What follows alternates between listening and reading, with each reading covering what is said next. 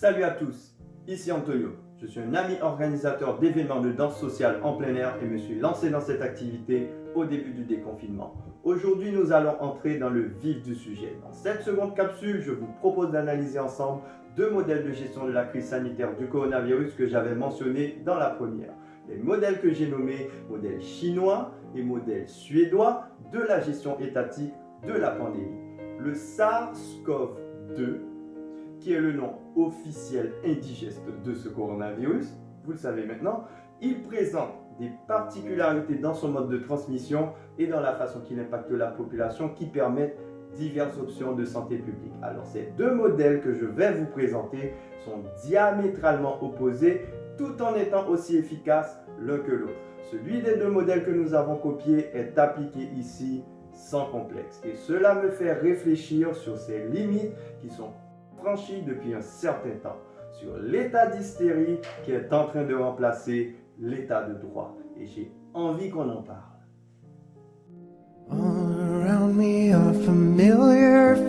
Aussitôt qu'on a un appel, on les arrête. Worn out places, worn out faces.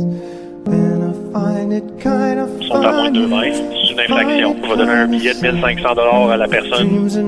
La contamination actuelle que l'on a, elle vient de nos rassemblements entre familles puis entre amis. 1500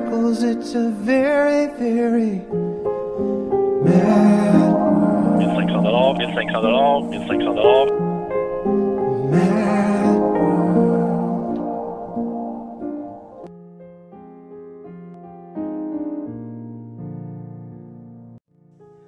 Avez-vous seulement pris le temps de vous demander quand et comment tout cela est arrivé?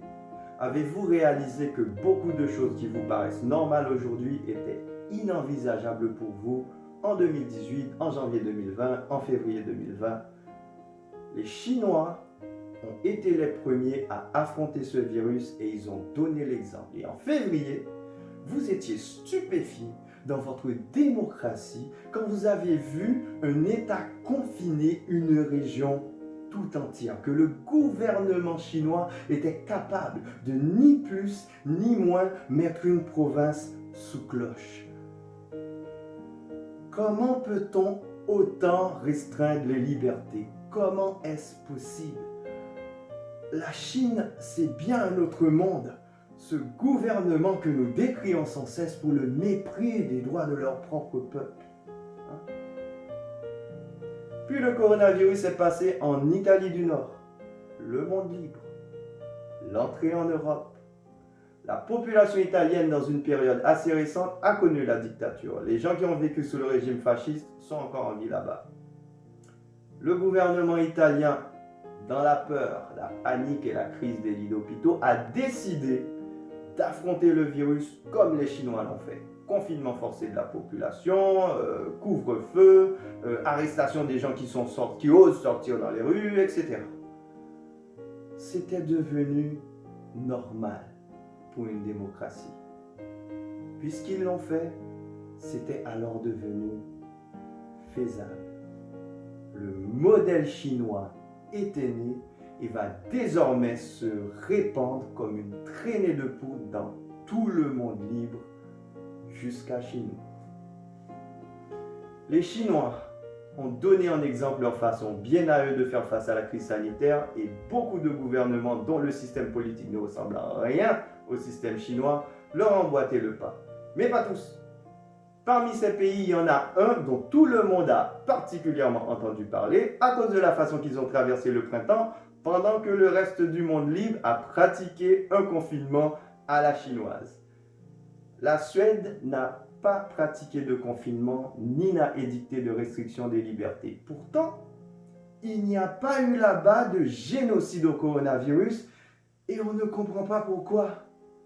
Leur succès est devenu un mystère et même un mythe. Le miracle suédois.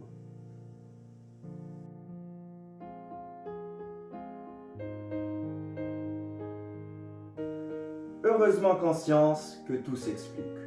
Des études chiffrées ont été menées et sont sorties pour expliquer ce qui s'est réellement passé en Suède. Je vais vous révéler le secret du miracle suédois et cela va permettre de mettre en lumière la vérité sur ce qui se passe chez nous. À partir de là, tout va être très clair. Alors accrochez-vous, je vous promets que cela vaut le détour. Ce que l'étude révèle est qu'il n'y a pas eu de magie ni de miracle en Suède. Il n'y a pas eu de non-confinement là-bas en mode on ne fait rien, on vit comme si le virus n'existait pas.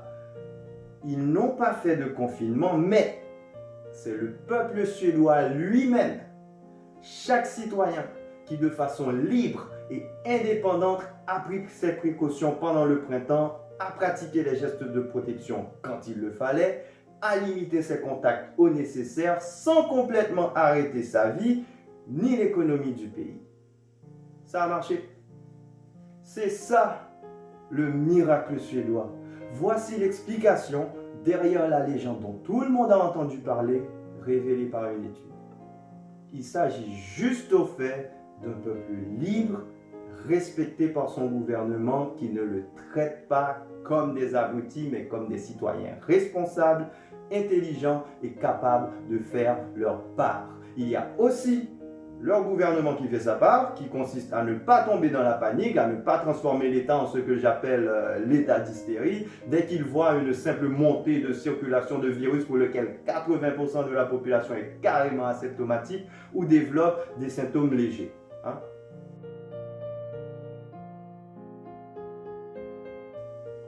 Le respect que le gouvernement suédois a montré pour sa population est au cœur de la légende suédoise. Et de ce pays, qui n'est pas le seul dans son cas, mais c'est celui dont tout le monde entend parler, de ce pays qui passe au travers de cette méga crise planétaire en étant resté digne d'un pays du monde libre.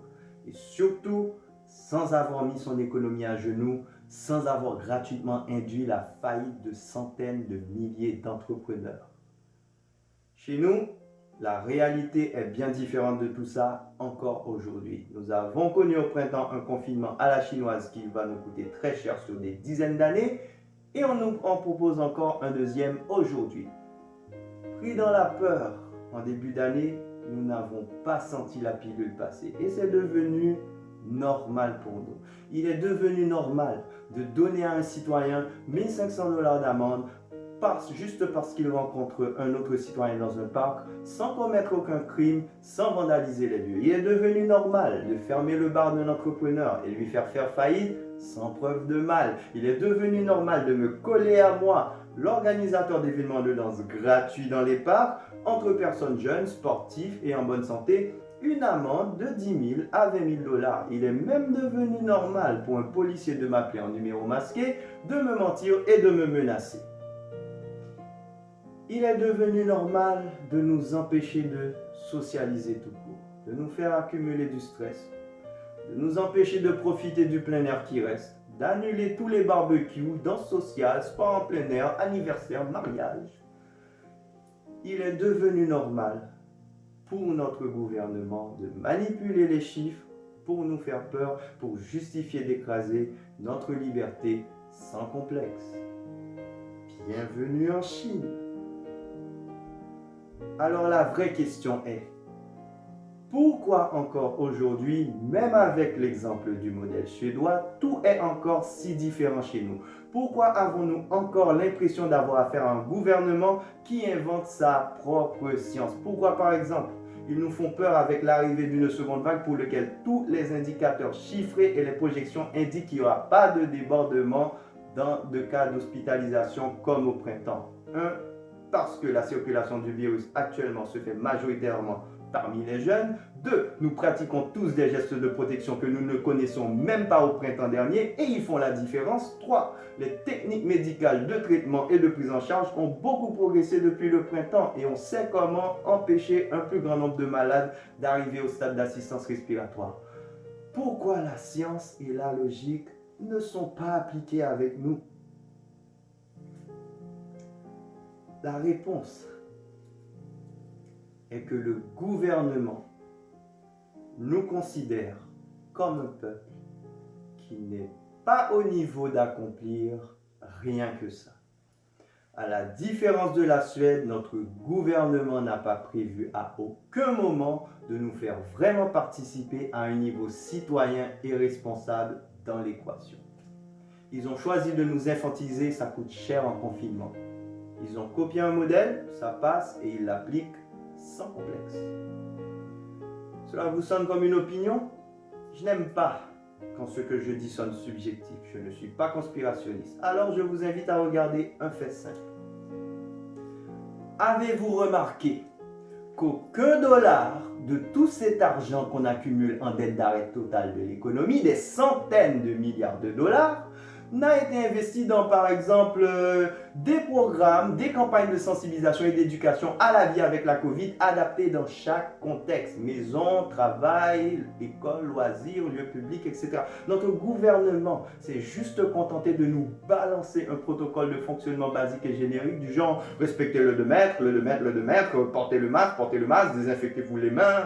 Ces règles qu'on nous balance paresseusement, on le sait bien, sont inapplicables telles quelles dans bien des cas. On n'est pas des chirurgiens 24 heures sur 24. Alors, demandez-vous pourquoi, à la place de cette logique paresseuse d'encadrement de la population, de vrais programmes respectueux de l'intelligence et du sens de responsabilité des citoyens n'a pas été créé et ne nous a pas été proposé. La Covid, comme la grippe, est là pour de bon. Ce sont juste de nouveaux réflexes d'hygiène et de protection que nous devons apprendre à développer intuitivement pour chaque contexte. On est capable de faire notre part. Ils veulent imposer des choses, alors pourquoi, au lieu de nous imposer des amendes comme des bêtes, ils n'ont pas financé et même imposé dans des écoles, au travail, des cours et des séminaires sur les gestes de protection à appliquer dans chaque contexte de vie. Est-ce que ce que je dis sonne un peu plus objectif maintenant? Constatez par vous-même, la Covid n'existe pas dans les séries télévisées. Les séries québécoises et autres nous renvoient encore à un monde aseptisé où ce virus n'a jamais existé et où les gestes de protection pratiqués par les personnages auxquels nous allons nous identifier n'existent pas. Alors, les réflexes que nous devons développer, bien sûr, on ne les voit pas. Nous savons tous que la musique, les films et les séries sont des vecteurs extrêmement puissants de vulgarisation qui atteignent directement l'inconscient. C'est ce qui a été utilisé pour briser bien des barrières mentales, comme représenter les minorités visibles, merci, certains autres groupes stigmatisés de la population, et même des femmes dans certains rôles. On peut tomber d'accord sur le fait qu'on ne parle ici que de quelques mois, et qu'il faut du temps pour mettre en place des séminaires et des séries télé. Alors pourquoi ne pas avoir commencé l'éducation intelligente par la pub, la simple pub, télé, radio, internet? Ça se fait en 1 à 2 semaines. Ce n'est pas le temps ni l'argent qui manque. C'est bien le respect. Les Suédois sont-ils plus intelligents que nous? Sont-ils spéciaux? Je ne peux pas répondre à la place d'aucun Québécois. Et je pense que n'importe quel sociologue dira que c'est une affirmation absurde. L'intellect est distribué pareil dans toutes les populations humaines. Il s'agit simplement de respecter son peuple et de prendre à cœur la liberté. Même s'il y a un défaut dans la culture, toute population peut être rapidement sensibilisée et éduquée pour s'adapter à n'importe quelle évolution de la réalité. Notre gouvernement n'a simplement pas prévu de nous faire participer à un niveau citoyen et responsable. Voilà la vérité. Notre gouvernement a copié un modèle et se contente de nous traiter comme le gouvernement chinois traite le peuple chinois. Nous les avons juste laissé profiter d'un mauvais exemple. En tout cas, on se le dit souvent entre nous, c'était très facile de confiner.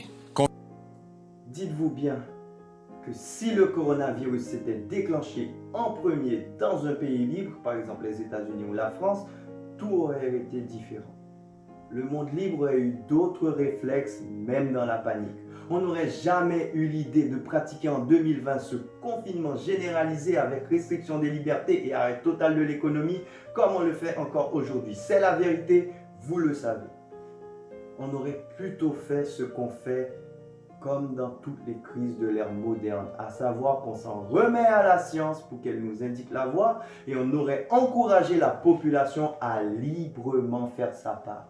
En patriote, en citoyen responsable, via un matraquage de campagne de sensibilisation, appelez ces campagnes propagande si vous le voulez, mais ils auraient eu à cœur de respecter notre liberté au lieu de nous écraser aujourd'hui sans complexe en inventant leur propre science. Je répète encore et encore que toute la vérité scientifique sur le coronavirus était connue dès février. Moi, je le connaissais.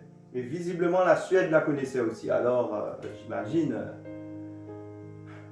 Est-ce que je suis trop dur ou trop injuste de critiquer a posteriori cette décision qui a été prise au printemps dernier dans l'urgence, la panique, la crise de lit des hôpitaux, etc. D'accord, d'accord. Oublions le printemps 2020. Maintenant que tout le monde a eu le temps de se calmer, prendre du recul, produire de multiples études scientifiques et bien intégrer la situation, où en sommes-nous ? Notre gouvernement applique toujours le même modèle chinois, on est d'accord. Il s'agit toujours d'inventer sa propre science, d'appliquer des mesures intrusives sur la qualité de vie et la liberté, et même ça s'empire. Ça devient une réelle folie aujourd'hui, un état d'hystérie dont nous sommes tous devenus les citoyens sans nous en rendre compte. En tant que société, nous avons notre mot à dire. Les élections, c'est pour bientôt, alors c'est maintenant que je veux parler de tout ça. Et si ma voix rejoint la vôtre, c'est le moment de parler tous ensemble en tant que peuple. Je vous invite, acteurs et fans du secteur des loisirs, à rejoindre le groupe Facebook dont le lien est inscrit dans la description de cette vidéo et qui s'affiche ici. N'ayez pas peur de vous montrer. N'ayez pas peur de vous organiser. Le lien vers la première capsule de cette série de 4 d'analyse des vérités sur la stigmatisation du secteur en plein air dans la gestion du coronavirus est en description de cette vidéo. Cette série comporte encore 2 autres capsules, restez branchés. Dans une démocratie, le peuple, c'est le patron. Ne l'oublions pas. Salut!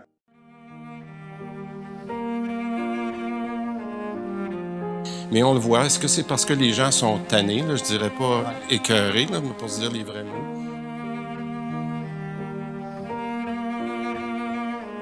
Il n'y a personne qui est invincible. Il n'y a personne qui est protégé de ce virus-là. Je pense que les gens sont un peu tannés.